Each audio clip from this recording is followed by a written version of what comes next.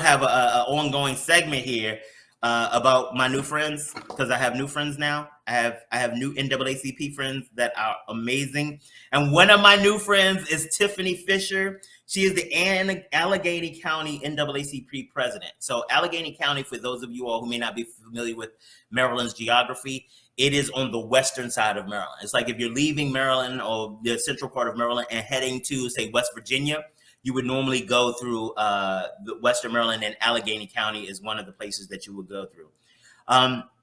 Tifani is amazing. Like, I love her rapacious wit.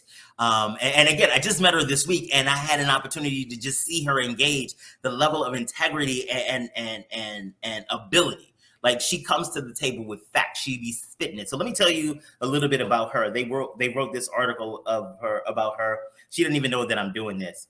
But one of the things that I think needs to happen more frequently is when we meet good people, we need to celebrate them when we can. And let me take a moment before I get back to Tifani to really say something. I am the current treasurer of the Baltimore City branch of the NAACP. If I'm going to be honest, it is not a job that I ever wanted. I was happy being the Economic Development Committee chair. I was happy being the assistant treasurer. The reason that I am treasurer of the Baltimore City branch of the NAACP is that an amazing man named Boyer Freeman died of COVID. Dr. Freeman was not just a good man, not just a good treasurer, not just a good friend. He was a good servant. He and I had developed plans on how we were going to impact the community throughout the entire NAACP network, our entire NAACP community, and really bringing a different set of skills, a different set of organization to the work that we do that changes so many lives. This having to, and he was really good at being treasurer on top of everything else. Having to try to step into his shoes has been difficult. One, because I am not the man that Dr. Freeman was. His level of organization and understanding is just supersedes mine. And so I find myself struggling to wear his shoes and doing a poor job of it. But I also recognize that this convention, while it was very impactful and meaningful for me, it would have been even better to be able to get his perspective and to get his historical understanding, his knowledge about the intricacies and his history in the work and his spiritual anchor to really help me also understand and reframe the context of what I was learning. But I didn't have that. I didn't have that because as a society, we have fucked up on COVID to the extent where I've lost a friend. I've lost family members. And so as we navigate through the spaces of those who are left, I have made it a commitment of mine to give people what is a good friend, the cannabis councilman, Martin Mitchell, whose show comes on Sunday mornings at 9.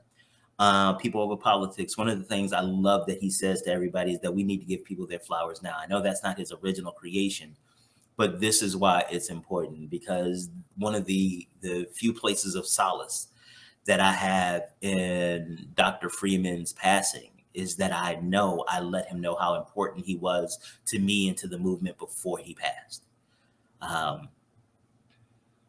That is my anchor point in this. And I want to make sure that as I meet these new people, we're going to talk about Fred Chavis later. There's so many amazing fucking people I met. And I just want to share them with you. So let me tell you a little. Hopefully I can get Tifani on the show sometime soon. I mean, she's way busy, but I want to talk to her about what the work she's doing in there. So we talked about Tifani. She grew up in Allegheny County, and her family goes back 5 generations in Western Maryland. Western Maryland is not known for the most racially diverse or the most racially progressive place in Maryland. So the fact that her family goes back 5 generations gives you an opportunity just to see the context in which she has grown. to see.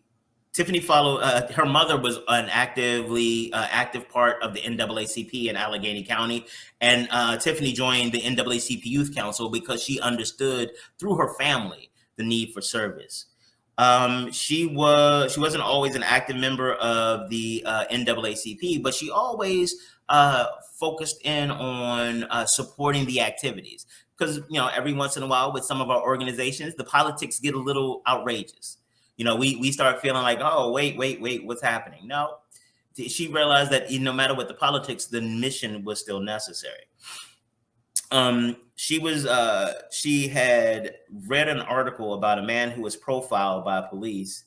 And part of it was during the Black Lives, or just before the Black Lives Matter piece really popped off. And she shared with us about how seeing those types of things and hearing that, she realized like this was part of what was happening. Like she needed to do more. So she decided to get out and get active.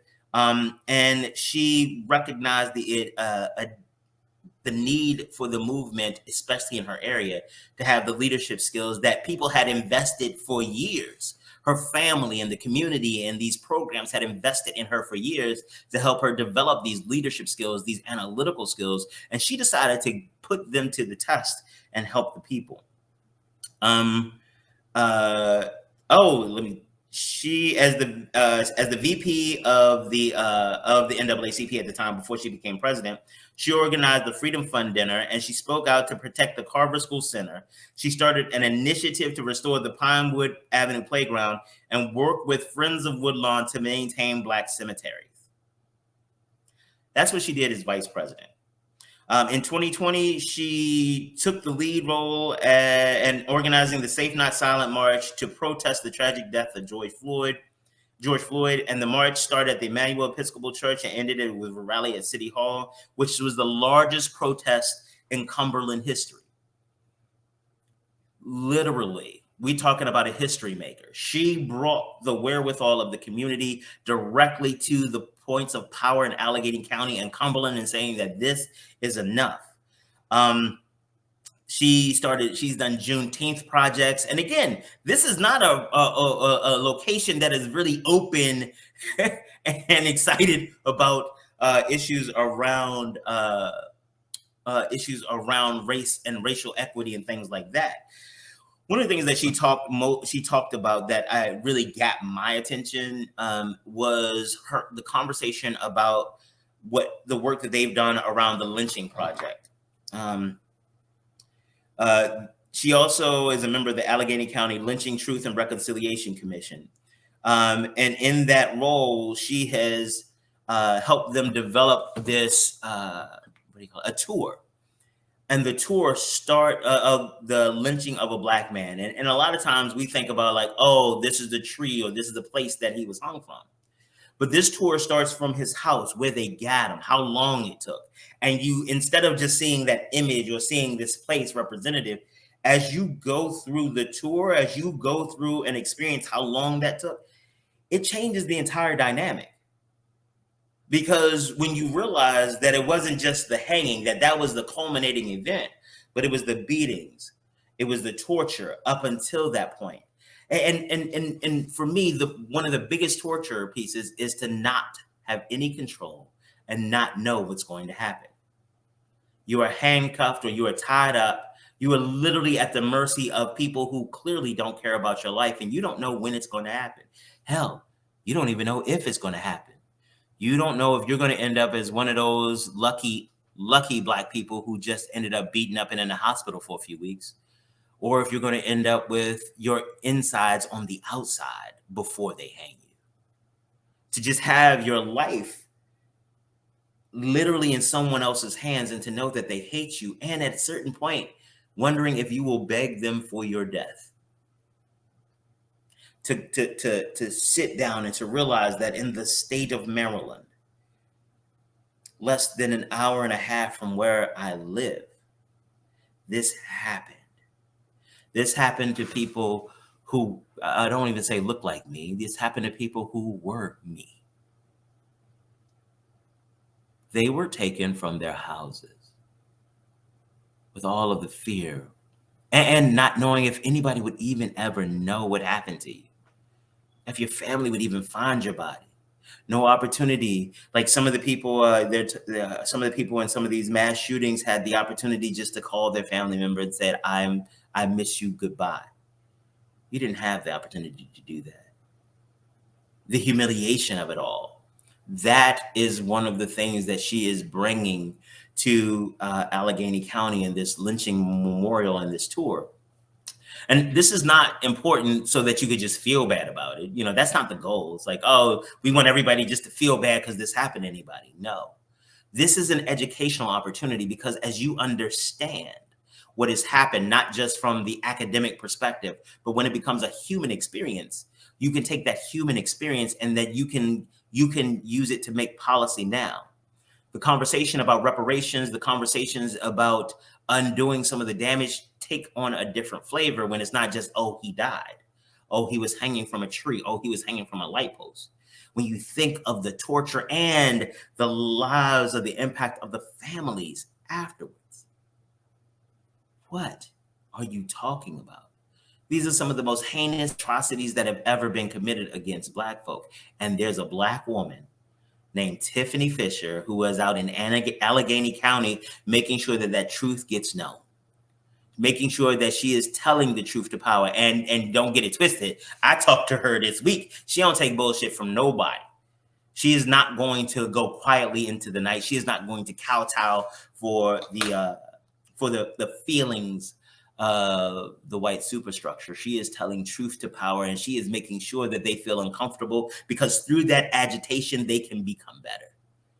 Through that agitation, we can destroy some of the lies that have been told, some of the opportunities to raise the level of our community by first just realizing that the situations we are in have been part of an organized effort using things like lynching to keep us in control. And it's over. There are too many of us out here now that's just like, bring it. What do they say? I would much rather die on my feet than to live on my knees. And that, I think, embodies Tifani Fuisher. And I am so exceptionally grateful to have had the opportunity to not just meet her, but I'm making the commitment that we are going to continue to work with her and her working with us to change the nature and the things that are happening in the Black community. I am so exceptionally grateful for that opportunity. And we're going to keep it pushing. We're going to keep. Hi, my name is William Honolulu Jr., and I'm the host of the BlackUSA.news morning show and the president of the Grinding Gang Incorporated. The Grinding Gang is an organization that helps small business owners in the nonprofit and for-profit communities figure out how to make sense of all the noise. There's a lot of information out there, and sometimes it gets a little overwhelming. We help you develop business plans. We help you figure out what to do with a lot of the information you receive. And we also help you figure out how to become more profitable. We also host a variety of workshops. You can check out our next workshop